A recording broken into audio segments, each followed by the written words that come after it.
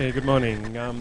I just want to give a very brief overview of preparedness in terms of waste management, and hopefully just to give an idea of how much work can actually be done ahead of any natural disaster. We don't have to wait for the disaster to happen before we start to look at waste management, because so much of it is predictable and quantifiable. So this is broadly what we can gather, information that we can gather well ahead. If we use, for example, any natural disaster, but Port-au-Prince, Haiti, the earthquake, we could have already known waste quantities. So we can look at various scenarios. We know that earthquakes will happen. We know areas where floods will happen and so on. So if we look at the various scenarios for the different sizes of earthquakes, floods, locations, we can then see how many people are likely to be affected.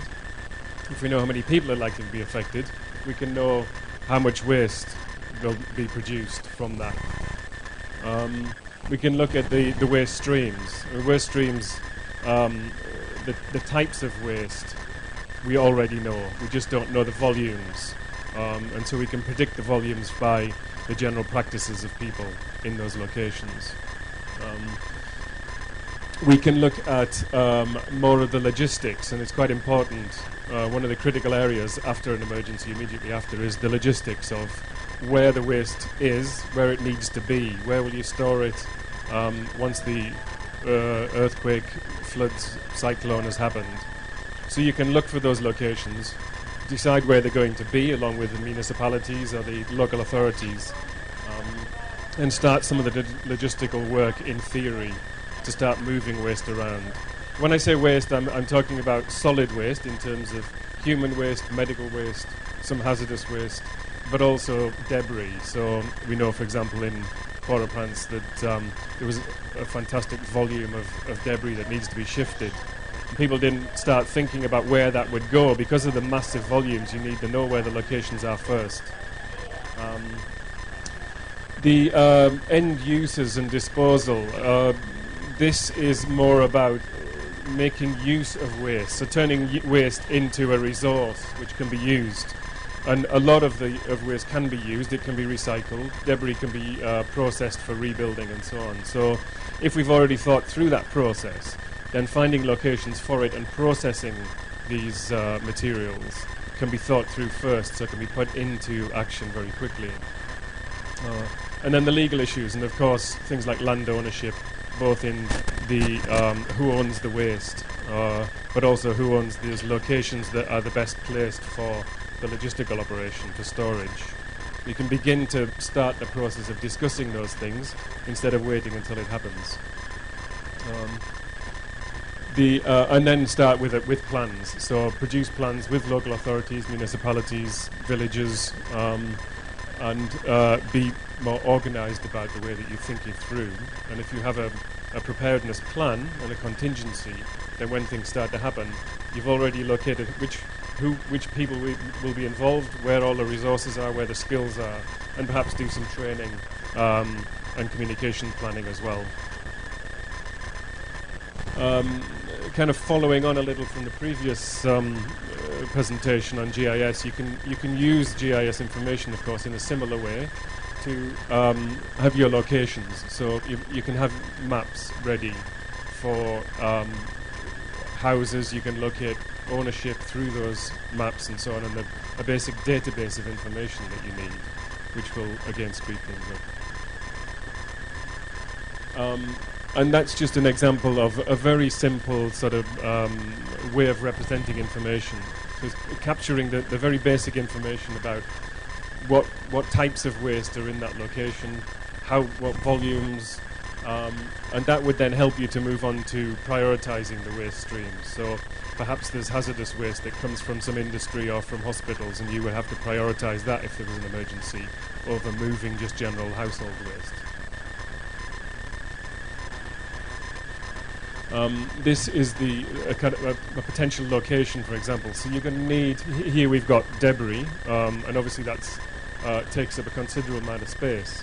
So the logistics of moving debris from damaged buildings to a processing site a lot of that can be decided ahead of time. So get basic agreements in place with landowners or municipalities that you would set up a processing site so that it can be done very quickly afterwards. And I know in Port-au-Prince, for example, that process has taken an awful long time. And you then get a lot of organizations shifting debris to all sorts of different places and ending up, and it's about the most expensive part of moving debris is actually the transport. So if you can have one site already located, as soon as something happens and you need to start moving it, that can be done quite quickly. This is an example actually of certainly in this top part. This is a processing site. This is actually very local. You can see the houses around in Port-au-Prince. So we've just got an area that was usable but local. So there's no great transportation needed, but a processing site, so that when the earthquake happened, we were able to bring in the machinery, locate it there, start processing very quickly, and then that processed material can then go back into the community. And in fact, have agreements with householders that they can take back a certain amount to start building their foundations, repairing roads, building walls, and so on. The other part is the dump site, and again that ended up being the location for just about everything, because that's the city's dump site. Then everything was dumped there, but it then becomes very difficult to recover materials. The legal issues are something that can potentially take an awful long time to sort out, and the more that can be done, both in terms of understanding the legal issues that would be a challenge in emergency, but also getting some of the agreements in place, or at least theoretically in place, and the understandings in place before the emergency, because this can slow the whole process of managing waste considerably, just at the time when you don't want to take time. Some of the obvious questions are, waste ownership. It's one of the oddities, I guess, that waste, when it is waste, nobody wants any ownership of it, and people just want it removed.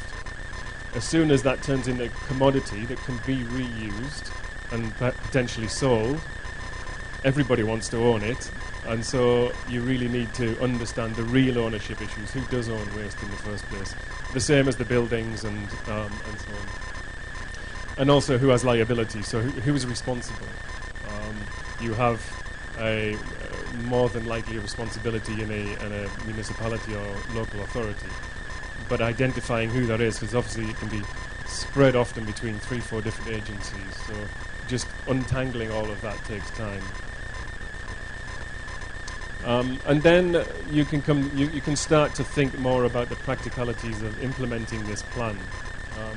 So the first thing is getting people on board, getting approval from the legal side, from the municipal local authority side, and also getting ownership. And that's quite key to making it work. So people taking the responsibility, being aware of their own responsibility. And this is where that sort of capacity building comes in. And putting together a preparedness plan, which would include these kind of arrangements. So all of those things that I've been through would be part of a preparedness plan that would have that buy-in. So that's a brief sort of overview of what can be done well ahead of an emergency. It depends, of course, a lot on identifying the locations, but certainly with natural disasters, we know many of the locations that there's likely to be, and it might not be next year or in 10 years, but we know it's going to happen. And once you've put those plans in place and you've got a feel for the volumes and types of waste, then just revisiting every 3-5 years is all that's needed to update if there's been a movement in population or increase. Okay, I think I have a couple of minutes, so I can probably take 1 or 2 questions if there are any.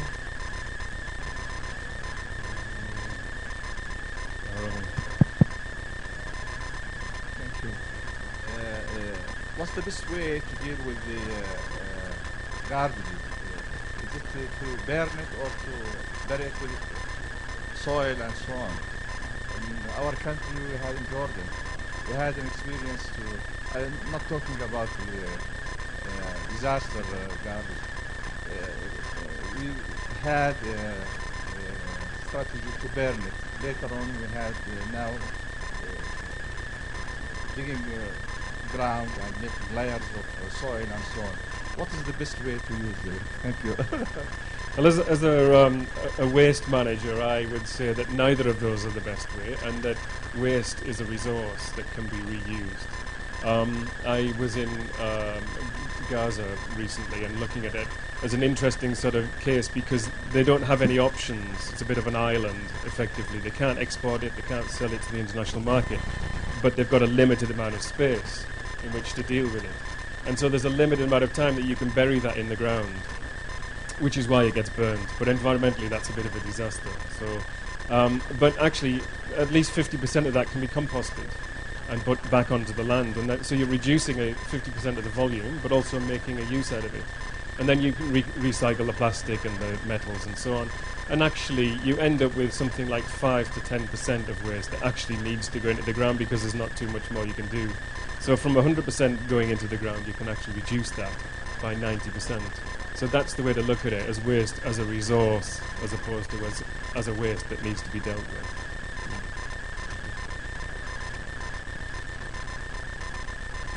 Okay, thank you.